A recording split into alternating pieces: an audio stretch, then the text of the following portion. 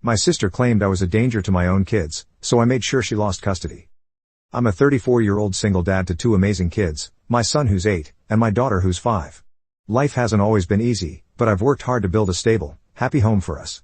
My sister, Danielle, is 37, married to Jacob, and they have 2 kids, a 10-year-old boy and a 7-year-old girl. On paper, Danielle's life is picture perfect, a 6-figure corporate job, a big house in the suburbs, and a stay-at-home husband who seems to have everything under control. But trust me, it's not as perfect as it looks. Danielle and I have never been close. Growing up, she was the golden child, the one who followed all the rules, got straight A's, and made our parents proud. Meanwhile, I was the rebellious one, the kid who questioned authority, made mistakes, and, according to my parents, gave them gray hairs. Danielle loved to rub her success in my face even back then. She was the kind of sister who'd get an A on a test and make sure to leave it where I'd see it, just to remind me how easy it was to be perfect. Our relationship didn't improve much as adults. Danielle's always had this superiority complex. She likes to pretend she's offering helpful advice, but it's always been thinly veiled criticism of my choices. When I decided to become a freelance graphic designer, she told me it was a hobby job and asked if I'd thought about what kind of example I was setting for my kids. When my son took up dance instead of soccer, Danielle acted like I doomed him to a life of bullying. And don't even get me started on the time she asked if I was saving for therapy because my daughter's favorite color is black and not pink. That's just Danielle. The most recent family gathering is where things really started to spiral.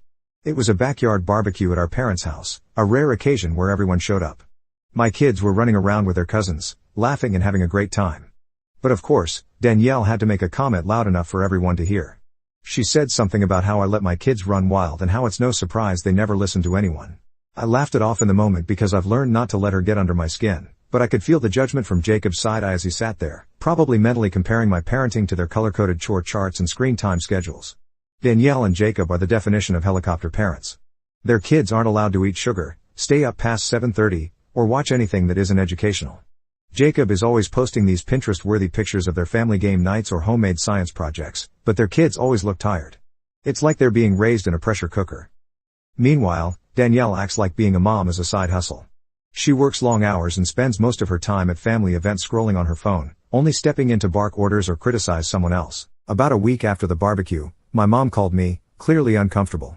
She told me she'd heard from some extended family members that Danielle had been saying some pretty nasty things about me. Apparently, she'd been telling people I'm unfit to be a parent because I'm too lenient and that my unstable lifestyle is going to ruin my kids.